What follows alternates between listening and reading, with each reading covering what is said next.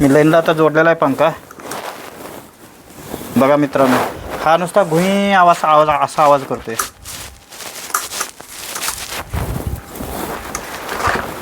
तुम्हाला आवाज जरा जवळून दाखवतो, येतोय का बघा आवाज. ही पोझिशन आहे पंख्याची आता सध्याची. आणि हा पंखा फिरत नाही, फक्त साधारण किंचित हळूहळू पुढं जातोय, पण हा असा फिरत नाही पंखा. आता हे पंखा आपण रिपेअर करायचा आहे. शक्यतो काय झालेलं नसतं, 60% हे ह्याच्यामुळे झालेलं असतं, लूज कनेक्शनमुळे झालेलं असतं किंवा तिथं बर आलेलं असते. जिथं कनेक्शन ह्या पंख्याचं वाइंडिंगमध्ये जे कनेक्शन होतं त्यामध्ये बर आलेलं असते.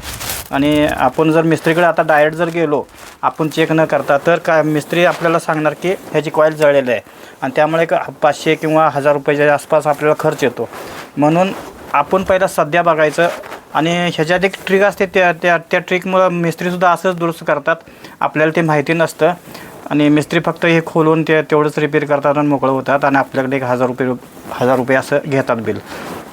म्हणून पहिला आपण घरात खरोखर त्याची वाइंडिंग जळल्या का नाही यासाठी आपण पहिला घरातच चेक करायचं. मी ती ट्रिक तुम्हाला मी आता सांगणार आहे.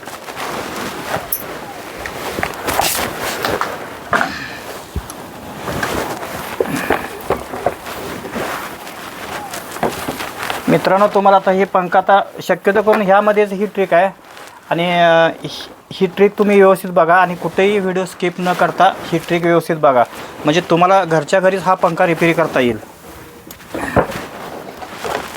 आता पंखा आपण खोल्या येऊ, आणि इथं पाठीमागच्या बाजूला इथं कसं खोलायचं आता ह्या व्हिडिओमध्ये आपण बघूया.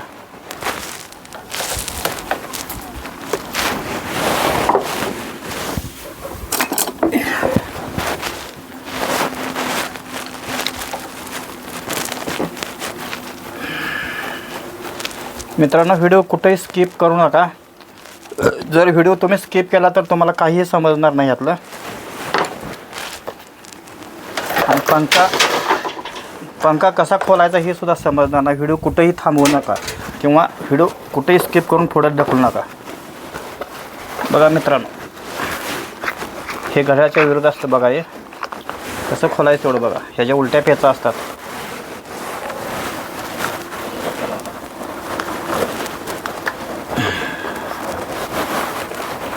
व्यवस्थित बघा. तुम्ही सुद्धा घरच्या घरी हा पंखा रिपेअर करू शकता.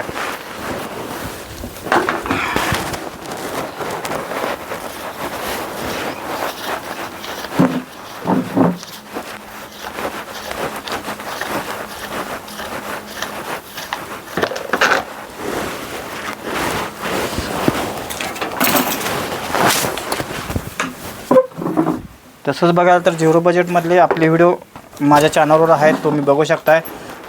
प्रत्येक ठिकाणी शक्तीपेक्षा युक्ती श्रेष्ठ ह्या तत्वावरच मी व्हिडिओ करत असतो. आणि असेच सगळेच व्हिडिओ माझे असे आहेत. तुम्हाला कुठलंही दुकानचं किंवा कुठलंही काही विकत आणावं लागणार नाही. फक्त आपलं डोसकं चाललं पाहिजे एवढाच प्रश्न आहे.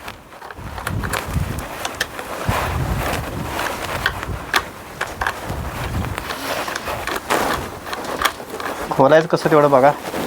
तिथून ह्याच्या पलीकडचं लगेच आपल्याला रिपेअर करता येतं. फक्त तिथून एक 3 वायरीचा बर असते, ती काढली की नाही रिपेअर होतो पंखा.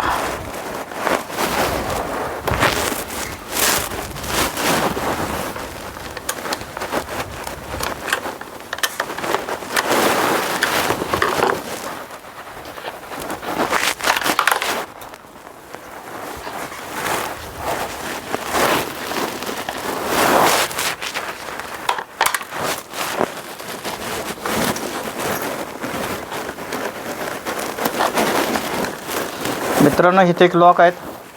हे लॉक इथं असं ढकललं की इथून हे जे ब्रॅकेट असतं ते निघतं. स्क्रूड्रायव्हरच्या सहाय्यानं जरा कटवा लागतं. इथं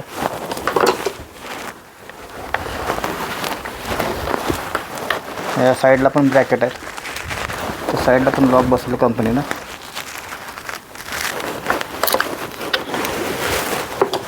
बघू शकताय मित्रांनो, पाठीमागचं कॉड आहे.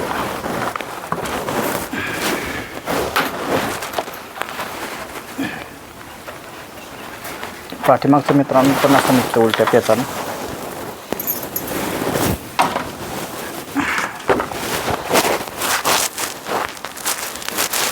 बघू शकता मित्रांनो, इथं कनेक्शन असतं, त्या कनेक्शनमध्ये फॉल्ट होतं.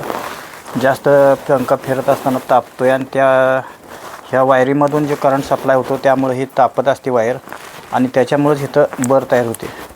तेवढी बर काढली की पंखा आपला चालू होतो.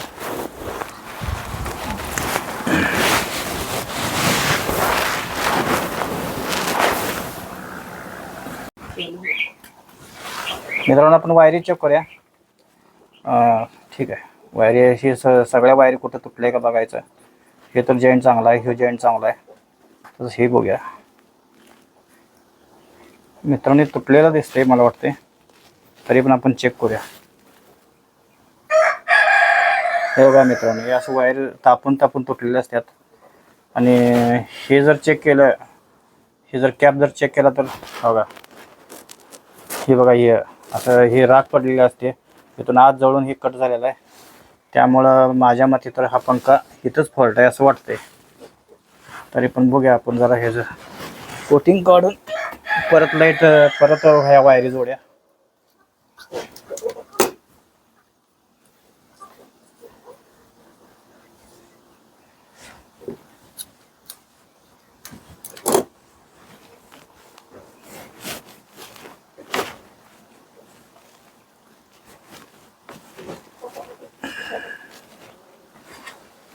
हे सगळा प्रयोग करून मगच मित्रांनो आपण त्यातनं जर सक्सेस नाही झालं तरच मिस्त्रीकडे मित्रांनो जायचं आहे. तरी पहिला आपण बघायला पाहिजे. बघूया आपण हे जोडून चालू होते का बघायचं.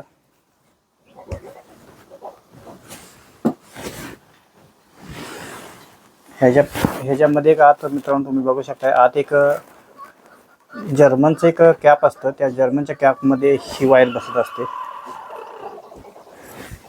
ती कॅप पुन्हा बसूया.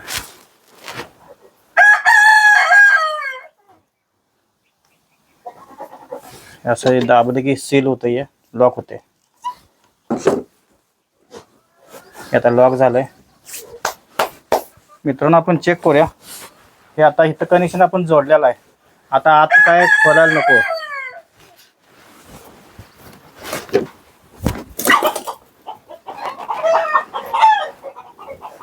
मित्रांनो, आत काय खोलायला नको. इथं पहिलं आता चालू होते का बघूया आपण, मगच इकडे जायचं.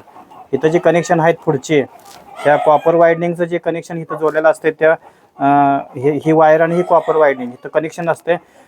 हे पहिला चालू करून बघूया आणि जर इथं जर चालू नाही झालं तरच आपण पलीकडे जायचं. की हे खोलून चेक करायचं. बघूया आता काय होतंय ते.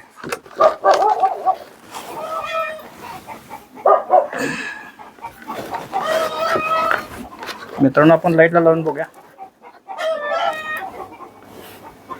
मित्रांनो, फॅन चालू झालेला आहे, तुम्ही बघू शकताय. बघा, फॅन चालू झाला आहे. हे बघा,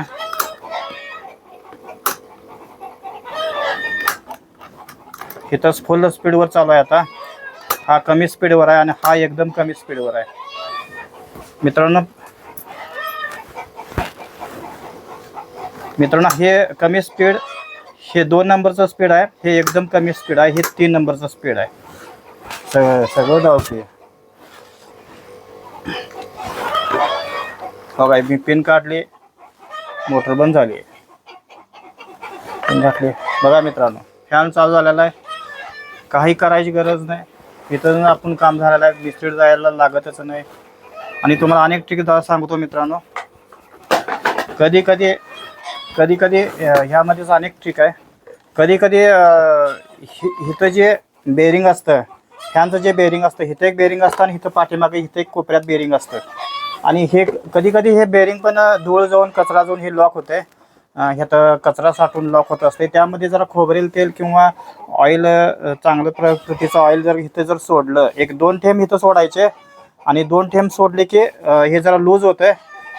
हा प्रयोग फक्त हे जाम झाल्यावरच करायचा असतो. हे आपण बोटाने फिरवून बघायचं.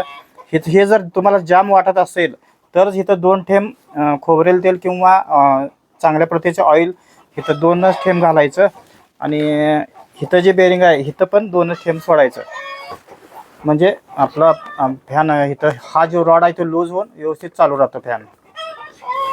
आता हे काय मी एकदा पाठीमागच्या आठवड्यात हे घातलं होतं इथं तेल, त्यामुळं काही का घालायची मला गरज नाही तुम्हाला, म्हणून ती ट्रिक सांगितली मी. ठीक आहे मित्रांनो, व्हिडिओ बंद करतो.